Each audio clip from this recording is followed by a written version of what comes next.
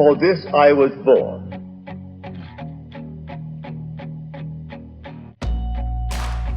We got it right there. For this I was born. My name is ErwinValderramos, and I'm the dog messiah, lover of dogs and persons. Watch, I show For you. this I came into the world. Good. I'm at the dog park here in beautiful Texas City, where a bomb once went off. That's not true. The plant exploded. Either way, after that, a lot of people moved away from here. So I'm told. I don't know this from first-hand experience, just from what I'm told. But speaking of an explosion, this dog is explosive. And again, I've said this before, but I'm the second trainer that he's gone to. He went to a training company, I guess a franchise in Dallas. His family is from Corpus Christi. He's from Corpus. And then he was bred by the breeder that bred Bruce Wayne, Jason Corey's dog. Yeah, he's a beautiful animal. He looks a lot like my Eliud. Those of you who've been following my channel a lot know what I'm talking about, but look at him. But I am very worried about him. Good. So he is really a whole lot to handle. Let me show you a beauty. Good. This is the very first time that he's been on a prong collar as far as his family is concerned. So at the previous training place, he was there on a 2-week program that ended up being extended out another week because the family had something come up. And they were driving up from Corpus Christi. I'm in the Houston, Texas area. And if you can comfortably afford a dog training program, by all means, do reach out. There's no place better. And the reason that there's no place better is because I do good potty. I specialize in long-term training programs. Everything takes time. So if you're talking to a trainer out there that is telling you all they need is 2 weeks with your dog, possibly if the stars align and you have a dog that's a lot, maybe like a golden retriever or something, and it comes from a long line of working dogs, I was not expecting that.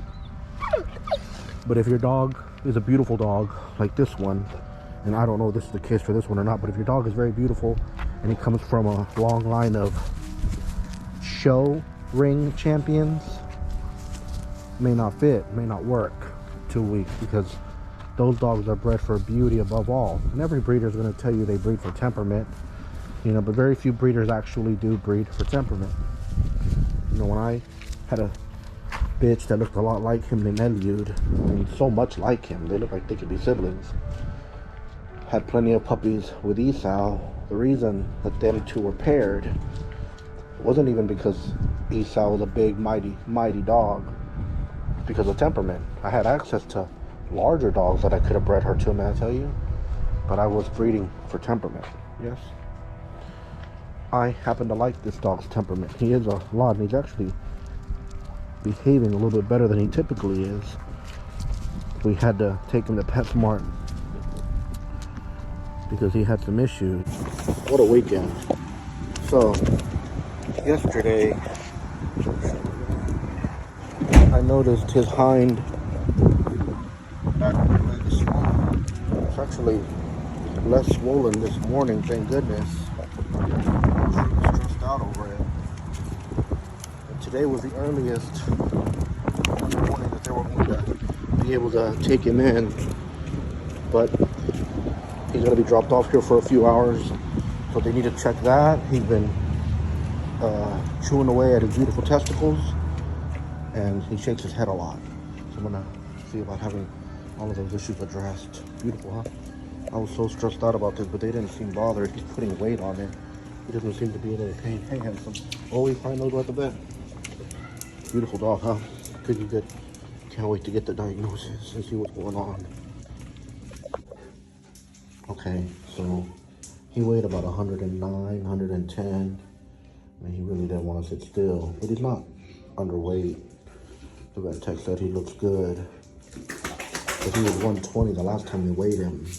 He is a picky, fickle eater no matter what, though.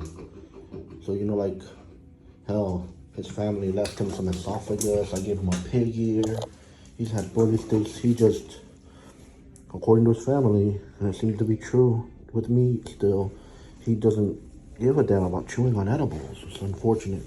I mean, he's a really picky eater. And his ears have been, I'm starting to wonder if he's having an allergic reaction, and maybe the inside of his ears are always itching. That's why he shakes his head so often.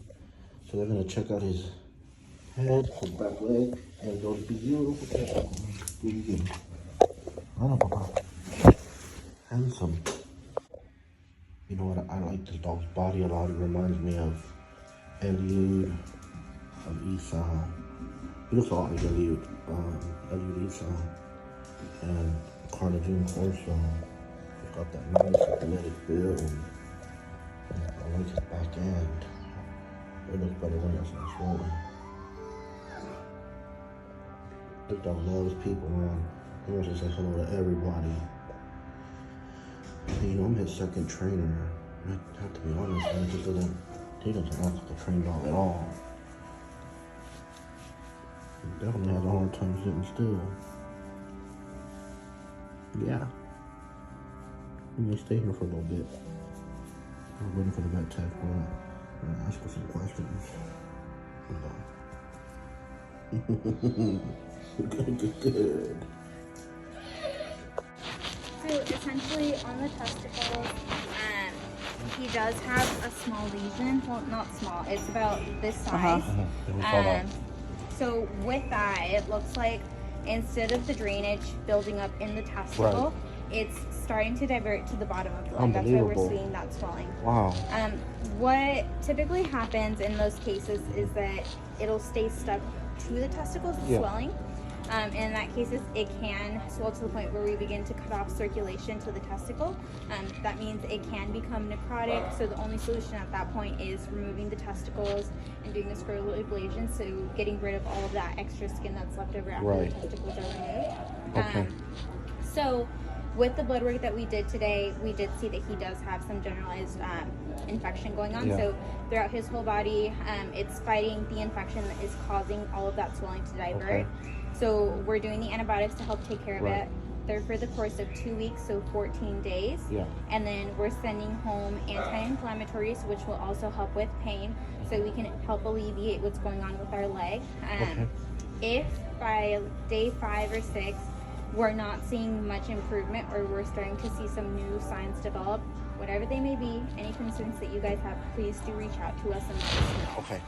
If the testicles do increase in size, you have to let us know, because that means at that point we are going to have to go with a surgical correction. Neuter him? Okay. Well, thank God that's a common thing to do, like neutering, right? It's a common thing. Yeah, it is fairly common with big dogs. I've never heard of this before. Is it possible that the infection that he's fighting started at his ears? Because remember how he like shakes his ears really violently, and I noticed that from the very beginning. Like, man, he shakes his ears a lot. Like, you know, typically it's because there's something happening there. But no. Those two, they are separate infections. In the ears, we've got a little bit of bacteria and yeast, and then the other, we're not 100% sure able to tell what type of bacteria. In order for that, we have to do more further in-depth testing that we don't exactly do here. We send it out to a laboratory. But it's a little bit more invasive. It essentially means either taking a sample out of the testicle or out of the fluid of the leg, and then sending it out to see exactly what is the specific cause. But with the inflammation, we should start to see it go down within the next couple of days. If he doesn't take his pills, typically we have to just resort to placing it in the back of his throat one way or another, gently closing his mouth, blowing a little bit of air into the nose, and massaging the throat. That way he swallows. And then we just recommend following it after that with a lot of praise, so he doesn't associate it as a bad thing. I tried mashing his monthly flea thing and mixing it with a hot dog and stuff. I had to throw that hot dog in his mouth still. So how common is this? Like, I've never trained dogs 20 years specifically with this breed. I've never seen anything like that. It's not terribly common. Sometimes it can be associated due to trauma. Sometimes like car accidents, dog fights, things like that. Genetic predisposition can also be a cause to it. Yeah. I think this year we've had 3 cases. Okay. So again, we don't see it a lot, but Well, see, and like when he got dropped off to me, he was acting a little aggressive to my dog. So the dad had just asked me, have I put him with the other dogs? And I said no, because he hasn't been here long enough for me in case I have to manhandle him. I don't want to have to grab him and then panic and then hurt himself or hurt me. So it's not something that is going to be passed out to like other animals. Okay. But keeping him isolated would definitely be a good idea, so that they're not roughhousing and he doesn't get injured or injure anybody else. Yeah, he wasn't ready for that. I was going to plan to do that here in the next few days, but I'm holding off on that for the next 2 weeks. At this point, I'm just trying to save his testicles. You know what I mean? So hopefully he doesn't, because I don't know what their plans are. Okay. Yeah. All right. Thank you so much. I really appreciate it. Bless his heart. It's been a long ass day. So he has to wear this collar, which makes me feel humiliated for him. And then what happened was he had an infection that started apparently in his testicles, even though they're not swollen.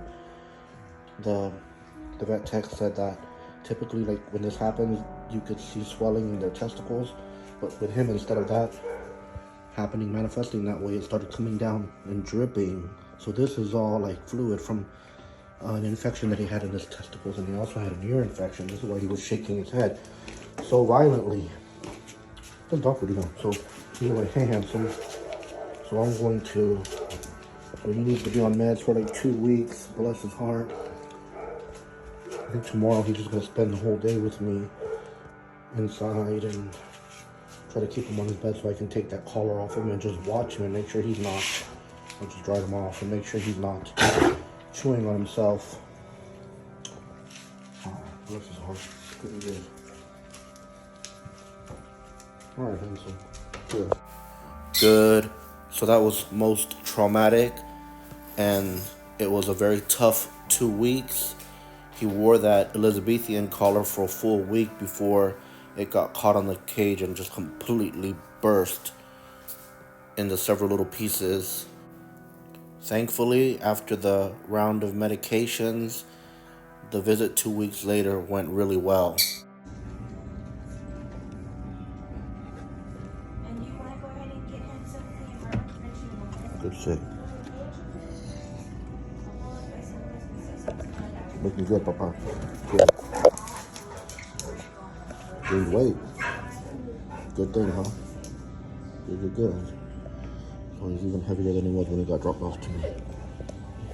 Oh. Good. He's wild though.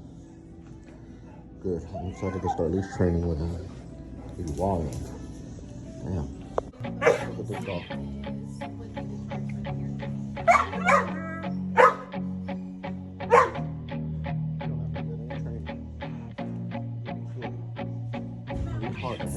Come out. Oh, hey, come on, don't be disrespectful. Hold on, I'm gonna stop. So I'd like to thank you all so much for watching, especially since you stuck around until the very end. If you haven't already, please do subscribe and call the bell so you'll be notified when I upload the next video, specifically the very next video in this series, whereupon I am going to be enforcing my will upon him, yes? Good.